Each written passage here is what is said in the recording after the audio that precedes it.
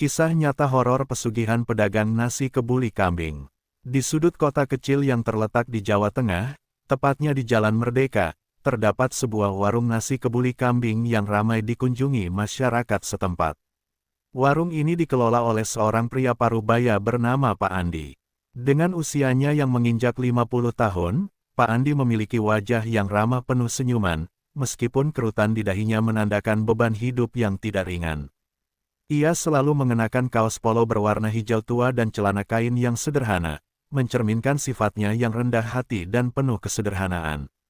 Warungnya, yang bernama Nasi Kebuli Kambing Andi, dikelilingi oleh deretan pohon mangga yang rindang, memberikan suasana sejuk dan nyaman bagi para pengunjungnya. Aroma rempah-rempah yang kuat tercium dari dalam dapur, menggoda selera setiap orang yang melintas. Di dalam warung, terdapat meja-meja kayu sederhana yang diatur rapi, dengan kursi-kursi yang selalu penuh ditempati oleh pelanggan yang menikmati hidangan khas Timur Tengah ini. Pak Andi memulai usahanya pada tahun 2015 dengan modal seadanya. Awalnya, warungnya sepi pengunjung dan hanya menerima pelanggan dari tetangga dekat. Ia menghabiskan waktu berjam-jam di dapur, menyiapkan nasi kebuli dengan resep turun-temurun yang diwariskan oleh ibunya.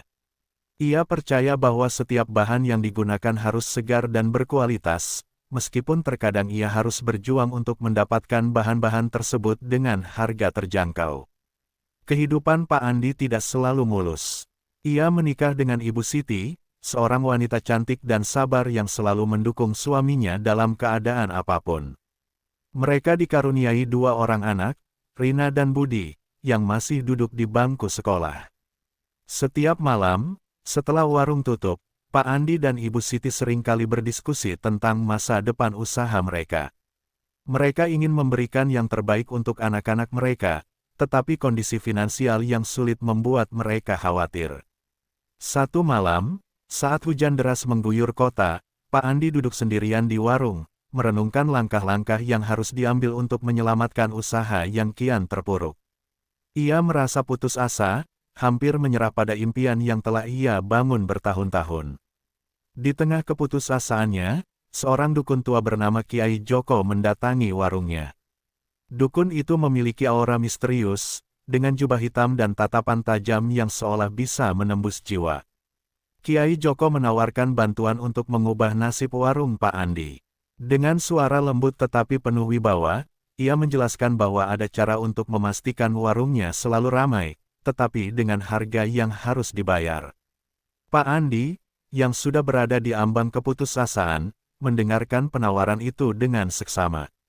Dukun itu berbicara tentang ritual pesugihan yang bisa mendatangkan rezeki melimpah, tetapi harus ada pengorbanan yang disetujui. Perasaan campur aduk mulai menghinggapi Pak Andi. Di satu sisi, ia sangat ingin menyelamatkan usahanya dan memberikan kehidupan yang lebih baik untuk keluarganya.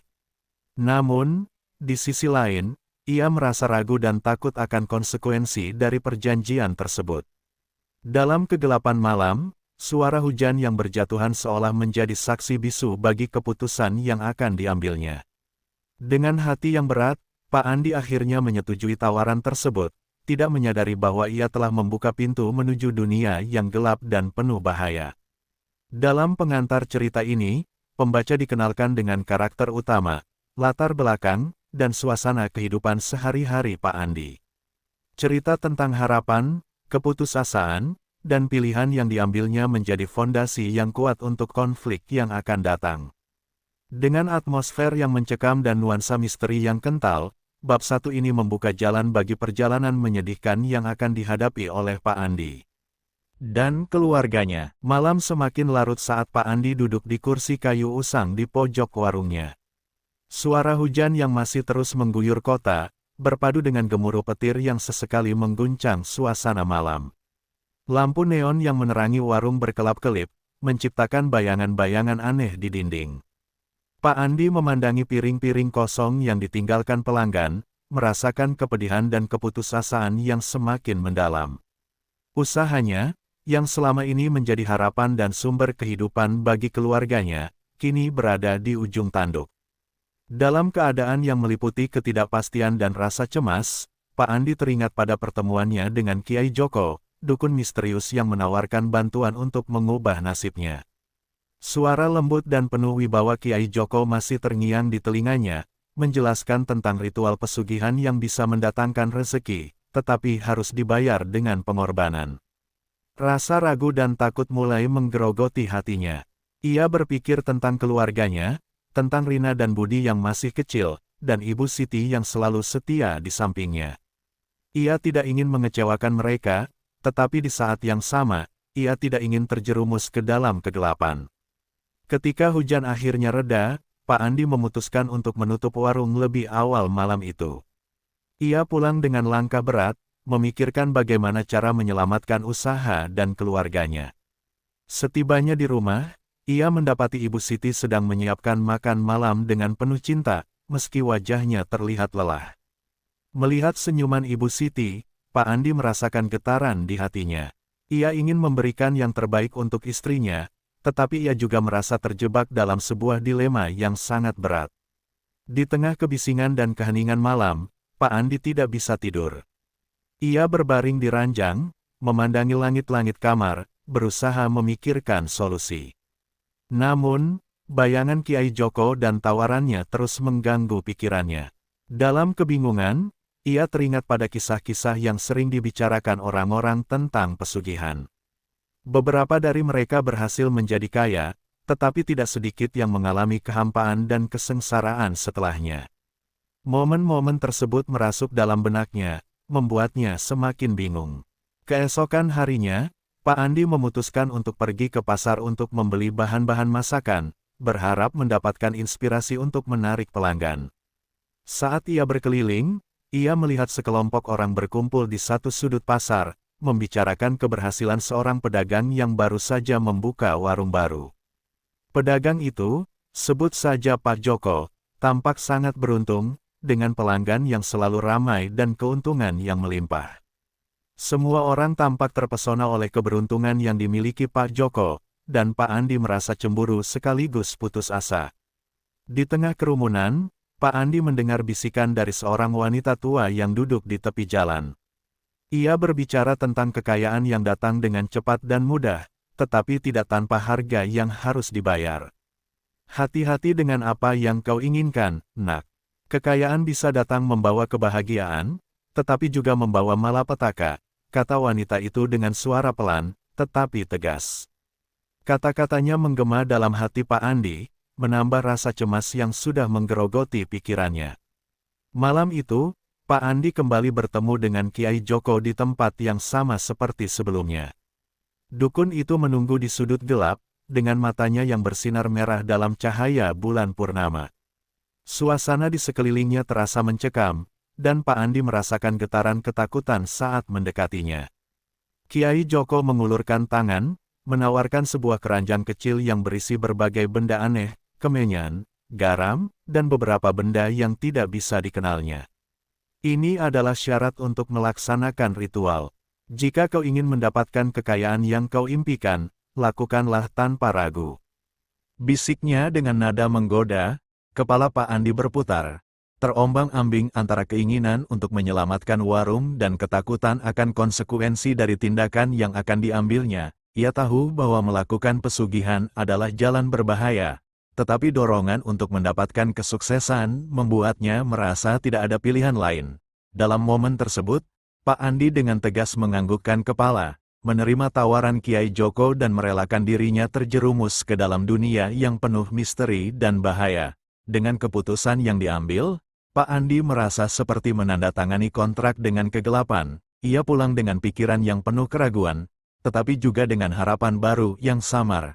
Ketika ia melangkah ke dalam rumah, senyuman di wajah Ibu Siti tampak cerah. Tetapi Pak Andi merasa seolah ada bayangan gelap yang mengintai di balik kebahagiaan itu. Disinilah titik awal konflik dimulai, di mana keputusan yang diambil akan membawa dampak besar tidak hanya bagi dirinya, tetapi juga bagi keluarganya dan masyarakat di sekitarnya. 2 hari setelah pertemuan dengan Kiai Joko, Pak Andi mulai merasakan dampak dari keputusannya. Pada malam purnama yang dinanti, ia bersiap untuk menjalankan ritual pesugihan yang telah disepakati. Suasana di sekitar warung terasa berbeda, seolah ada energi yang mengalir melalui udara. Angin malam berhembus lembut, tetapi ada sesuatu yang tidak biasa, seperti kehadiran makhluk tak terlihat yang mengawasi setiap langkahnya. Pak Andi mempersiapkan segala sesuatunya dengan penuh ketelitian. Ia membeli kepala kambing segar dari pasar, memilih yang terbaik dan termahal, karena Kiai Joko pernah berkata bahwa kualitas persembahan sangat menentukan keberhasilan ritual. Ia juga menyiapkan kemenyan yang harum, garam, dan beberapa benda lain yang diminta oleh dukun tersebut. Semua bahan itu ditata rapi di atas meja kayu tua di belakang warung, di mana ritual akan berlangsung. Saat malam tiba, suasana semakin mencekam. Pak Andi mengenakan baju putih bersih sebagai simbol kesucian dan harapan. Ia merasakan jantungnya berdegup kencang saat langkahnya menuju ke belakang warung. Dalam kegelapan, hanya ada suara detak jantungnya dan gemuruh angin yang menambah ketegangan. Di sana, di bawah sinar bulan purnama yang cerah, ia menyalakan kemenyan dan mempersembahkan kepala kambing di atas altar sederhana yang dibuatnya. Aroma kemenyan menyebar, menambah suasana mistis. Ketika suasana semakin hening, tiba-tiba gelap menyelimuti tempat tersebut. Pak Andi merasakan kehadiran yang kuat di sekelilingnya. Tiba-tiba, sosok tinggi muncul dari kegelapan, sosok yang tidak bisa dijelaskan dengan kata-kata. Jin penjaga rezeki, seperti yang dijelaskan Kiai Joko, muncul dengan wujud mengerikan. Tubuhnya besar dan tinggi, dengan mata merah menyala yang menembus kegelapan malam. Suara beratnya menggema, membuat Pak Andi merinding. Aku adalah jin penjaga rezeki. Apa yang kau inginkan, manusia? Suaranya menggetarkan jantung Pak Andi. Dalam sekejap, semua ketakutan dan keraguan menyelimuti pikirannya. Ia merasa terjebak dalam permainan yang tidak bisa dia kendalikan. Namun, keinginan untuk menyelamatkan warung dan keluarganya membangkitkan keberanian dalam hatinya. Dengan suara bergetar, Pak Andi mengungkapkan keinginannya agar warungnya selalu ramai dan menguntungkan. Jin itu mendengarkan dengan saksama, lalu menjelaskan syarat dan ketentuan perjanjian. Setiap bulan purnama, kau harus memberikan persembahan, dan aku akan memberimu keberuntungan. Namun, jika kau melanggar perjanjian, konsekuensinya akan sangat berat, ujarnya dengan nada mengancam.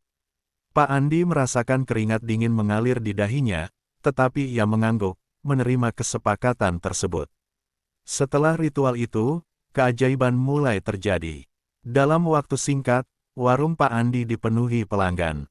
Dari pagi hingga malam, orang-orang berbaris untuk mencicipi nasi kebuli kambing yang terkenal. Keberuntungan seolah mengalir deras, dan Pak Andi merasa seolah berada di puncak dunia. Ia mulai merasakan kebahagiaan dan kepuasan yang belum pernah ia rasakan sebelumnya, melihat senyuman di wajah Ibu Siti dan anak-anaknya yang ceria. Namun, seiring berjalannya waktu, kehadiran jin penjaga rezeki mulai terasa semakin mengerikan. Suara-suara bisikan aneh mulai terdengar, seolah ada yang mengawasi setiap gerakannya. Pak Andi sering melihat bayangan melintas di sudut-sudut warung, membuatnya merasa tidak nyaman. Pada malam-malam tertentu, ia terbangun oleh suara tawa yang menakutkan, seolah makhluk-makhluk gaib sedang merayakan keberhasilan yang telah ia raih.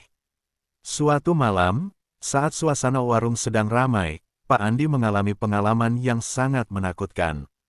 Ia sedang melayani pelanggan ketika mendapati sosok kuntilanak berdiri di belakangnya, menangis pelan.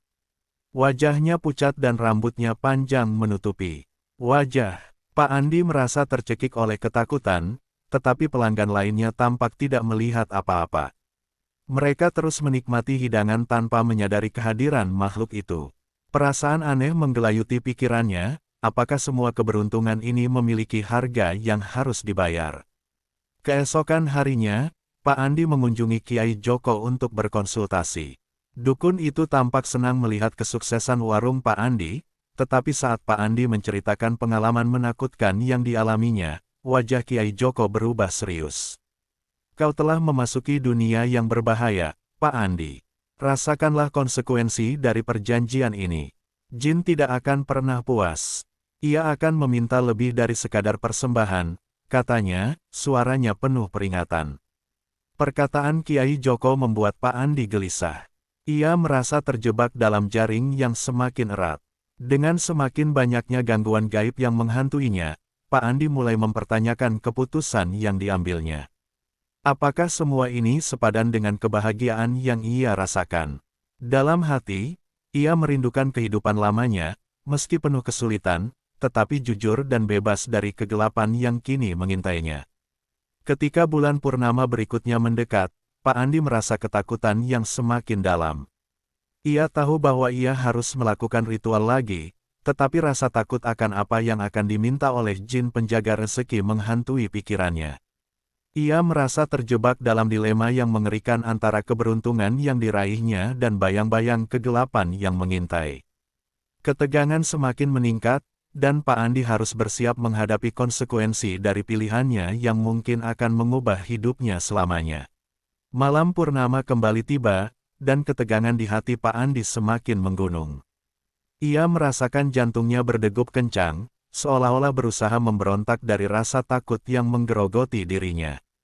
Di luar, angin berhembus kencang, membuat pintu warung bergetar seolah terpengaruh oleh kekuatan gaib yang tidak terlihat.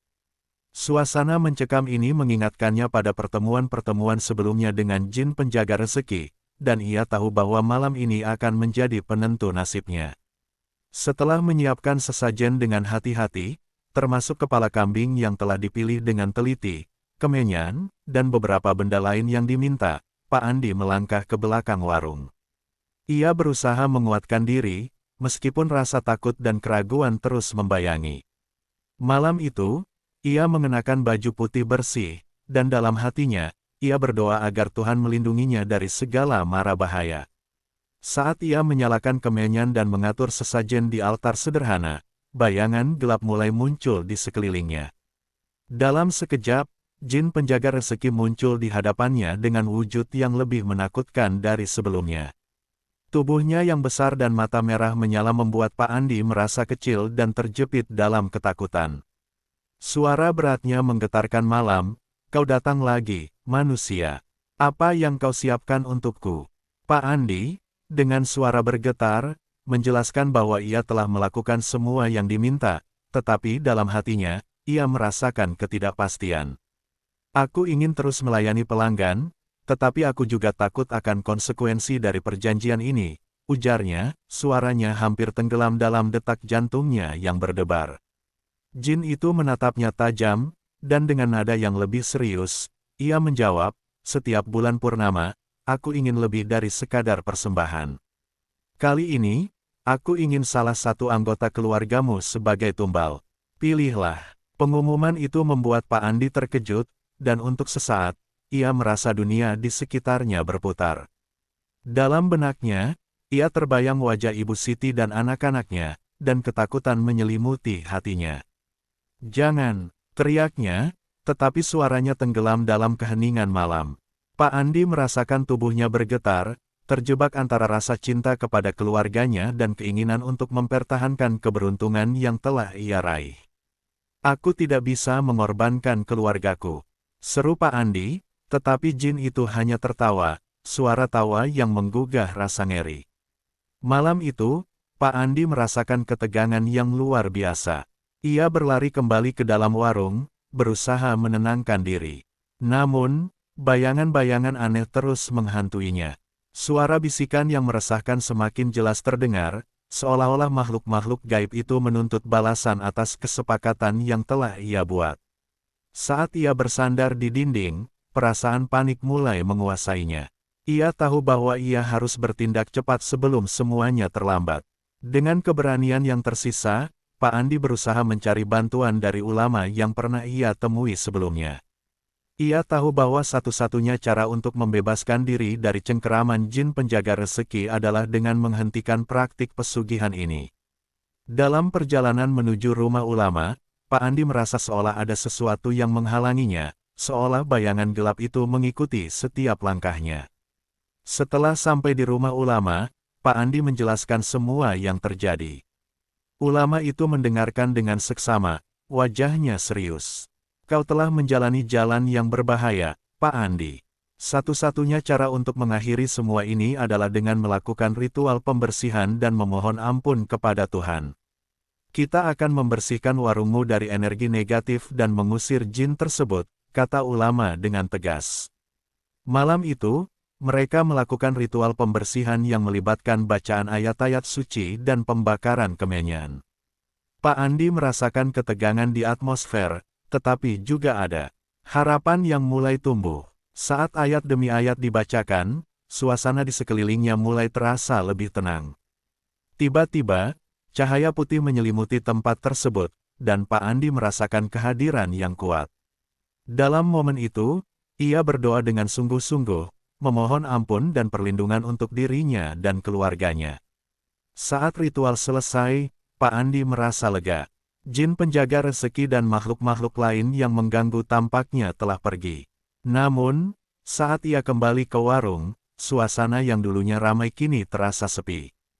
Pelanggan yang biasa mengunjungi warungnya mulai menghilang, dan keuntungan yang melimpah seolah sirna dalam sekejap. Dalam hati, Pak Andi merasakan kesedihan yang mendalam. Ia telah bebas dari cengkeraman kegelapan, tetapi harga yang harus dibayarnya adalah kehilangan segalanya. Hari-hari berikutnya berlalu dalam kesedihan. Pak Andi berusaha untuk membangun kembali warungnya dengan cara yang halal, tetapi kesulitan demi kesulitan datang silih berganti. Setiap kali ia melihat Ibu Siti dan anak-anaknya, rasa penyesalan dan kesedihan menyergap hatinya. Ia merasa telah mengorbankan kebahagiaan mereka demi kesuksesan yang sesaat. Dalam kesunyian malam, ia sering terbangun dari tidur, mengenang momen-momen bahagia yang kini sirna. Akhirnya, Pak Andi menyadari bahwa meskipun ia telah terlepas dari perjanjian dengan jin penjaga rezeki, pelajaran yang ia dapatkan sangat berharga. Ia belajar bahwa tidak ada jalan pintas untuk mencapai kesuksesan. Keberuntungan yang didapat dengan cara instan seringkali membawa konsekuensi yang mengerikan. Kini, ia bertekad untuk membangun kembali hidupnya dengan usaha dan doa yang tulus, meskipun harus memulai dari nol. Cerita ini berakhir dengan kesedihan, tetapi juga dengan harapan. Pak Andi mengajarkan kepada keluarganya untuk selalu menghargai setiap usaha dan kerja keras, serta untuk tidak terjebak dalam godaan jalan pintas. Dalam hatinya, ia berjanji bahwa tidak akan pernah lagi mengorbankan nilai-nilai kemanusiaan dan spiritual demi mengejar keuntungan materi. Kesedihan yang dialaminya menjadi pengingat bahwa setiap pilihan memiliki konsekuensinya, dan kebahagiaan sejati tidak dapat dibeli dengan harga yang mahal.